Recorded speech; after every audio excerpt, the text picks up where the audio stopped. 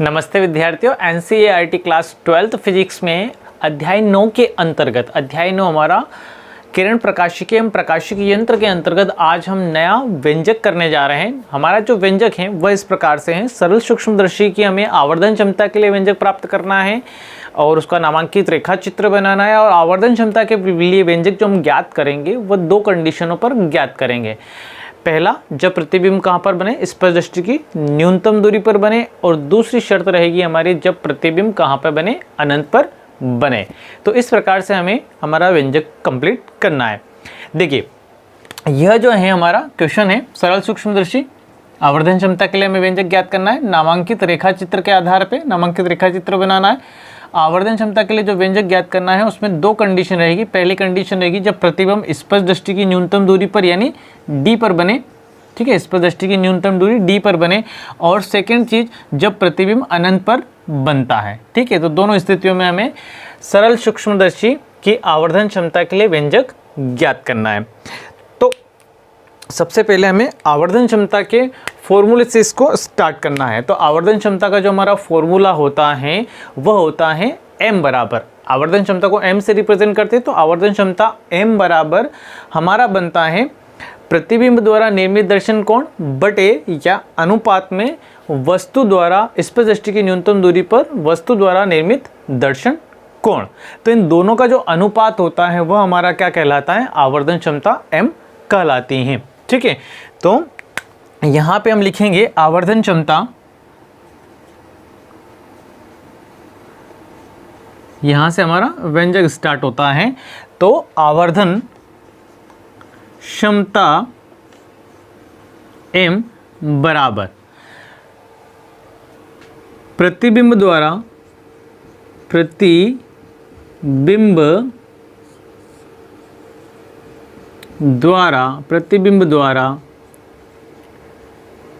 निर्मित दर्शन कोण बटे या अनुपात में स्पष्ट दृष्टि की न्यूनतम दूरी पर वस्तु द्वारा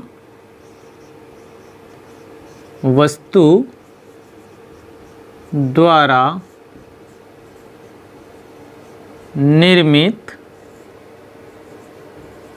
दर्शन कोण। तो इसको हम आगे बढ़ाएं तो यह बनता है हमारा m बराबर प्रतिबिंब द्वारा निर्मित दर्शन कोण हम लेते हैं बीटा, क्या लेते हैं, बीटा, और वस्तु द्वारा निर्मित दर्शन कोण हम लेंगे अल्फा।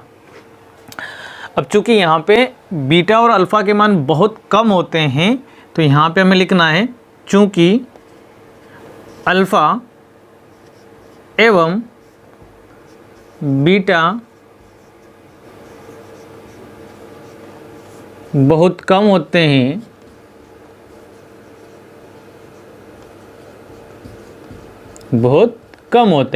देखिए, इन दोनों के मान बहुत कम होते हैं, अतः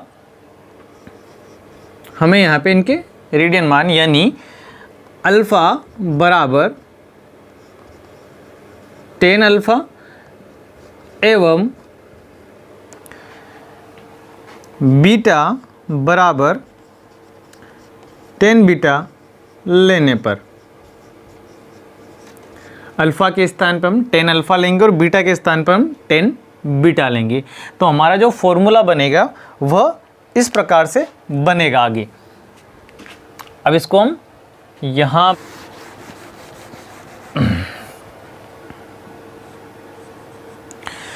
यानी अल्फा के स्थान पर हमें क्या लेना है, 10 अल्फा, और बीटा के स्थान पर क्या लेना है, 10 बीटा। तो हमारा जो फॉर्मूला बनेगा वह क्या बनेगा, m बराबर 10 बीटा अपॉन 10 अल्फा। अब यहाँ से इसके आधार पे हम और चित्र अनुसार 10 बीटा और 10 अल्फा के क्या करेंगे, मान निकालेंगे। तो यहाँ पे हम लिखेंगे चित्र से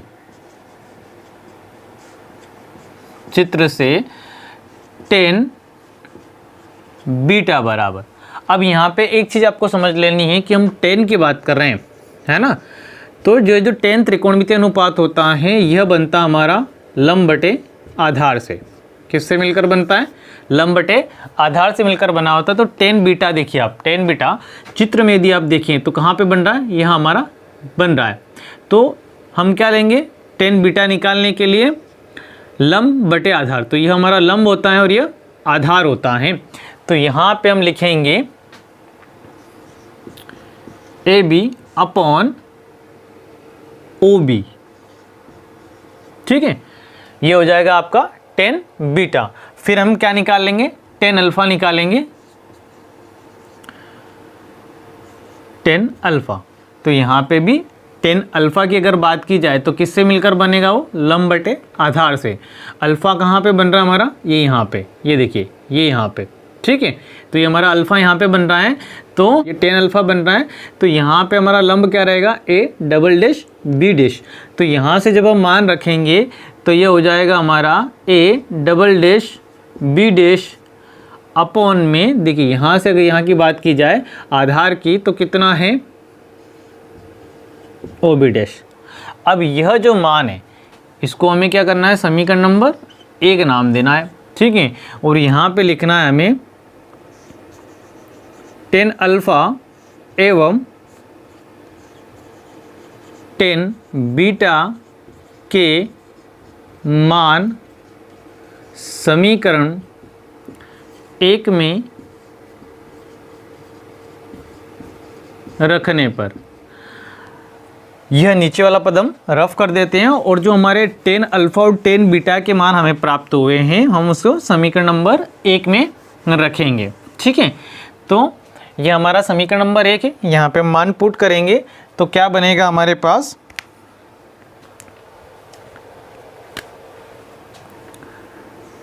m बराबर टेन बीटा की हम बात करें तो टेन बीटा का मान कितना हमारे पास? A B upon O B, फिर बटा, अब यहाँ पे बात करें हम टेन अल्फा के मान रखने की, तो टेन अल्फा का मान कितना हमारे पास? A double dash B dash upon O B dash. अब यह जो मान है, देखिए आप, यह अगर मान की हम बात करें तो यह मान रखा हमने, तो यहाँ पे हम देखें तो यह बटे का क्या है? बटे वाला मान है।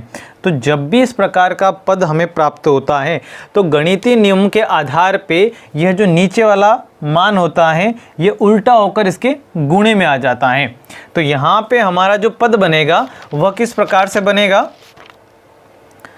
यहाँ पे हमारा पद बनेगा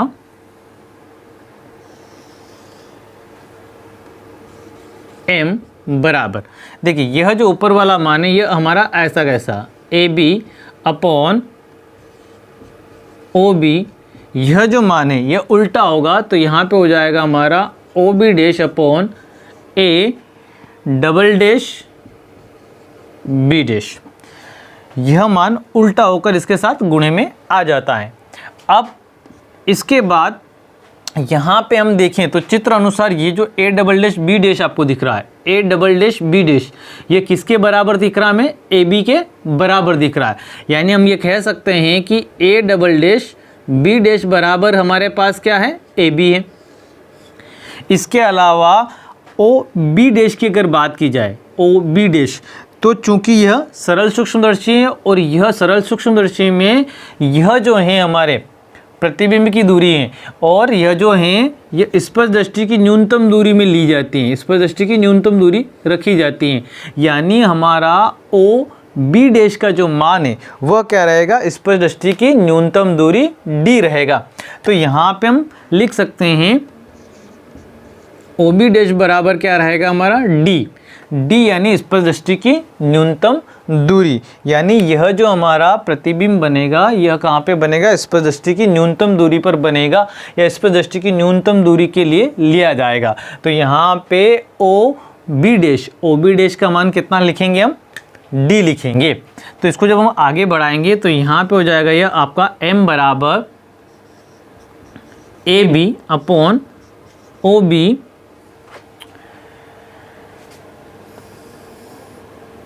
इंटू ओ बी डैश का मान कितना हमारे पास? डी, और यहाँ पे रखेंगे हम ए बी। ए बी से ए बी क्या हो जाएगा हमारा? कैंसल आउट हो जाएगा। तो यहाँ पे हमें क्या प्राप्त होगा? m बराबर यहाँ हमें प्राप्त होगा d बटा OB। इसको हम और आगे बढ़ाएं इस वाले पद को, तो यहाँ पे हम देखें तो m बराबर ये आपका d बटे OB की अगर बात की जाए तो OB क्या है, वस्तु की दूरी, और वस्तु की दूरी क्या होती है हमारे पास, u होती है। वस्तु की दूरी क्या होती है, u होती है। तो OB का मान कितना रखेंगे हम, u। यहाँ पे हम लिखेंगे OB बराबर u, जो क्या है, वस्तु की दूरी। अब यह जो हमें पद प्राप्त हुआ है इसको हमें क्या करना है, समीकरण नंबर 2 नाम देना है। यह जो समीकरण हमें प्राप्त हुआ है इसको समीकरण नंबर 2 नाम हमें देना है। यह हमारी आवर्धन क्षमता के लिए यहाँ तक का व्यंजक हो गया। अब दो कंडीशन, जब प्रतिबिंब स्पर्श दृष्टि की न्यूनतम दूरी पर बने और जब प्रतिबिंब अनंत पर बने। तो यहाँ तक आपको आई होप समझ में आया होगा। हम आगे बढ़ते हैं और पहली जो हमारी कंडीशन है, फर्स्ट कंडीशन, जब प्रतिबिंब कहाँ पर बने, स्पष्ट दृष्टि की न्यूनतम दूरी पर बने तब। तो यहाँ पे लिखे हम, जब प्रतिबिंब स्पष्ट दृष्टि की न्यूनतम दूरी पर बने, है ना। तो इस कंडीशन में लेंस सूत्र से लेंस फॉर्मूला क्या होता, न्यूनतम दूरी पर बने तब लेंस सूत्र से। तो लेंस सूत्र क्या है हमारा, 1/f बराबर 1/v माइनस 1/u। ये हमारा क्या होता है, लेंस सूत्र होता है। अब लेंस सूत्र में हम डायग्राम अनुसार चिन्ह परिपाटी लागू करेंगे। तो चिन्ह परिपाटी अनुसार, चिन्ह परिपाटी अनुसार, तो चिन्ह परिपाटी अनुसार हम जब बात करेंगे तो फोकस दूरी जी वो धनात्मक रहेगी। v का जो मान है, चूंकि स्पर्श दृष्टि की न्यूनतम दूरी ले रहे हैं अपन, और यहाँ पे प्रतिबिंब ये कहाँ पे बन रहा है, d पर बन रहा है। तो यहाँ पर अगर हम बात करें इसकी, तो जो प्रतिबिंब की दूरी है उसको हम काय से रिप्रेजेंट करते हैं, v से रिप्रेजेंट करते हैं। और v का जो मान है वह क्या है, स्पर्श दृष्टि की न्यूनतम दूरी। तो v की जगह हम क्या लिखेंगे, d लिखेंगे। तो क्या पे लिखेंगे, d माइनस 1/u। अब यह जो हम u ले रहे हैं चिन्ह परिपाटी के अनुसार क्या रहेगा, माइनस का u रहेगा, ठीक है। क्योंकि इधर नापी जाने वाली दूरियां क्या है हमारे पास, ऋणात्मक होगी। तो यह क्या हो जाएगा हमारा, देखिए यह फोकस दूरी जो है यह धनात्मक रहेगी, यह भी क्या रहेगा हमारा, ऋणात्मक रहेगा। क्योंकि इधर जो ली जाने वाली दूरियां हैं वह सारी क्या रहेगी, ऋणात्मक रहेगी। और चूंकि v जो है आपके प्रतिबिंब की दूरी है और प्रतिबिंब स्पर्श दृष्टि की न्यूनतम दूरी पर है, इसलिए v का मान हम क्या रखेंगे, d। और चिन्ह परिपाटी के अनुसार यहाँ पे क्या रहेगा, ऋणात्मक चिन्ह रहेगा, और u का मान भी क्या रहेगा, ऋणात्मक रहेगा। आगे बढ़ते हैं तो 1/f बराबर 1/-d माइनस माइनस क्या हो जाएगा, प्लस हो जाएगा 1/u। अब यहाँ पे आने के बाद हमें चाहिए d/u चाहिए, ताकि हम यहाँ पे मान रख पाएँ।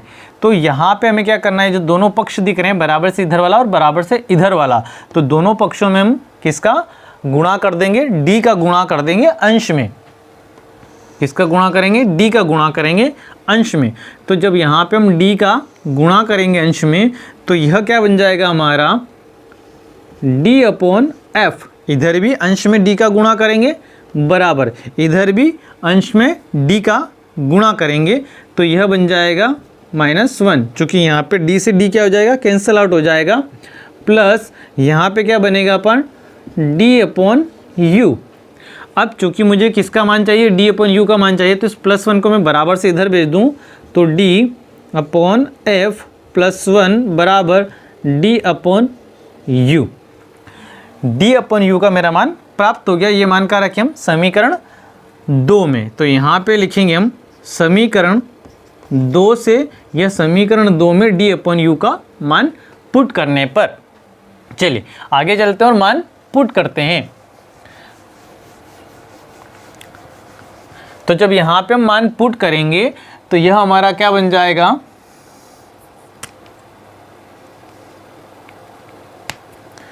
यह हमारा बनेगा m बराबर, यहाँ पे हम d/u का मान यहाँ से पुट करेंगे तो यह बन जाएगा हमारा 1 + d/f। ठीक है, यह हमारा फॉर्मूला हो जाएगा जब प्रतिबिंब कहाँ पर हो, स्पष्ट दृष्टि की न्यूनतम दूरी पर हो। इसके बाद सेकेंड चीज या सेकेंड जो हमारी कंडीशन है कि जब प्रतिबिंब कहाँ पर बने, अनंत पर बने। तो यहाँ पे लिखेंगे हम जब प्रतिबिंब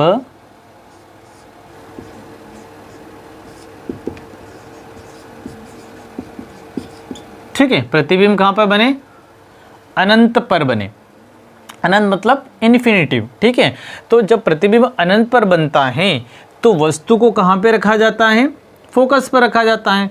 यानी u जो हो जाएगा, u उसका मान कितना हो जाएगा, f हो जाएगा। यानी जो हमारी वस्तु की दूरी होगी वह कितनी होगी, f, क्योंकि फोकस पर रखने पर ही प्रतिबिंब कहाँ पर बनता है, अनंत पर बनता है। और जब अनंत पर वस्तु हो तो प्रतिबिंब कहाँ पर बनता है, उसका फोकस पर बनता है। यह जो प्रतिबिंब बनने के नियम हमने छोटी क्लासों में पढ़ रखे हैं। तो यहाँ पे जब प्रतिबिंब अनंत पर बनता है तो u बराबर क्या रहेगा, हमारा f रहेगा। u बराबर क्या रहेगा, f रहेगा। अब यह जो मान है, यह मान कहाँ रखेंगे हम, समीकरण 2 में। तो यहाँ पे लिखिए हम समीकरण 2 से, क्या लिखेंगे, समीकरण 2 से, समीकरण 2 से। तो क्या बनेगा हमारा, m बराबर d/f। ये फॉर्मूला हो जाएगा जब प्रतिबिंब कहाँ पर बन रहा हो, हमारा अनंत पर बन रहा हो। इस प्रकार से ये हमारा व्यंजक कंप्लीट हो जाता है। आई होप आपको व्यंजक समझ में आया होगा। यदि आपको व्यंजक समझ में आया है तो आपको वीडियो को लाइक करना है, शेयर करना है, कमेंट करना है। और यदि आप मेरे यूट्यूब चैनल पे नए हैं तो चैनल को सब्सक्राइब कर लें, बेल आइकन को प्रेस कर लें, ऑल नोटिफिकेशन चालू कर लें ताकि इस प्रकार के वीडियो आपको मिलते